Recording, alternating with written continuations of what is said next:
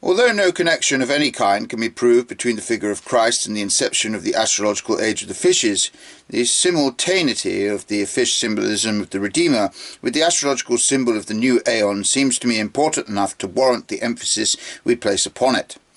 If we try to follow up the complicated mythological ramifications of this parallel, we do so with intent to throw light on the multifarious aspects of an archetype that manifests itself on the one hand in a personality, and on the other hand, synchronistically, in a moment of time determined in advance, before Christ's birth. Indeed, long before that, the archetype had been written in the heavens by projection, so as then, when the time was fulfilled to coincide with the symbols produced by the new era, the fish, appropriately enough, belongs to the winter rainy season, like Aquarius and Capricorn, the goatfish.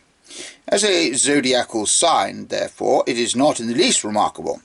It becomes a matter for astonishment only when, through the precession of the equinoxes, the spring point moves into this sign, and thus inaugurates an age in which the fish was used as a name for the god who became a man, who was born as a fish and was sacrificed as a ram, who had fishermen for disciples, and wanted to make them fishers of men,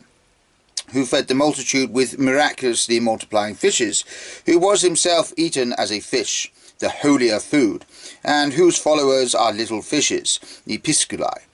Assume, if you like, that a fairly widespread knowledge of astrology would account for at least some of this symbolism in certain Gnostic Christian circles.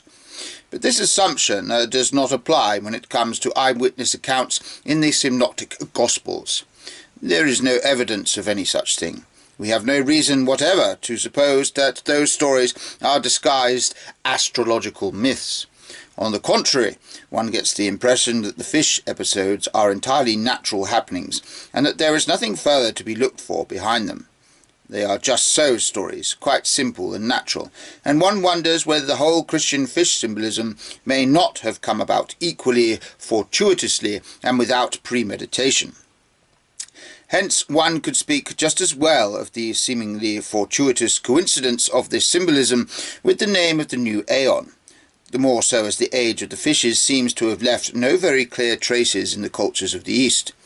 I could not maintain with any certainty that this is correct, because I know far too little about Indian and Chinese astrology. As against this, the fact that the traditional fish symbolism makes possible a verifiable prediction that had already been made in the New Testament is a somewhat uncomfortable proposition to swallow.